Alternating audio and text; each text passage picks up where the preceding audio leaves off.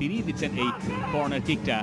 বক্সের ভেতরে 6 জন ফুটবলার, শ্রাবণ এগিয়েছিলেন, ফাঁকা জাল এবং সেখান থেকেই গোল করে ভিয়েতনাম এগিয়ে গেল ম্যাচের মাত্র 8ম মিনিটে ফাম তুয়াং বাংলাদেশকে পিছিয়ে দিলেন ম্যাচে।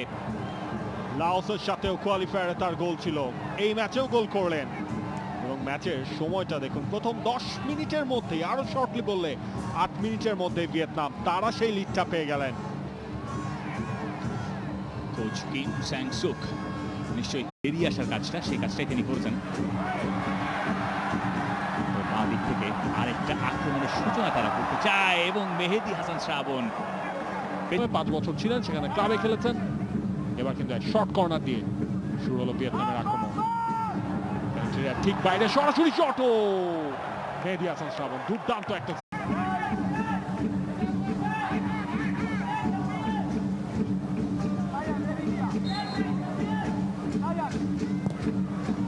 ঠিক ভেতরে ফেলা হয়েছে এবং সেখান থেকে লাফিয়ে উঠে হেডার, বাংলাদেশের জালে দ্বিতীয় গোল। এবং বাংলাদেশের ফুটবলাররা ভাবছেন অফসাইডের ফ্ল্যাগ কেন সেখানে ওঠেনি।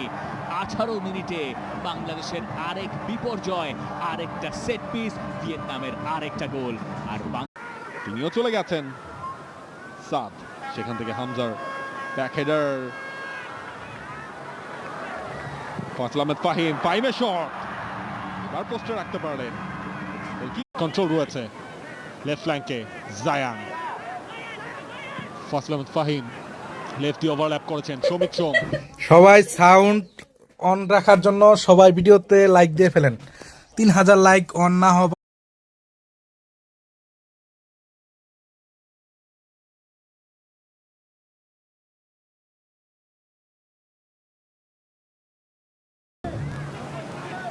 সমিত আছেন বক্সের ভেতরে, তাকেই খুঁজে পেয়েছেন হামজা। হাফ স্পেস থেকে সমিতের ক্রস, বাংলাদেশের আছেন কে সেখানে, সোহেল রানার শট,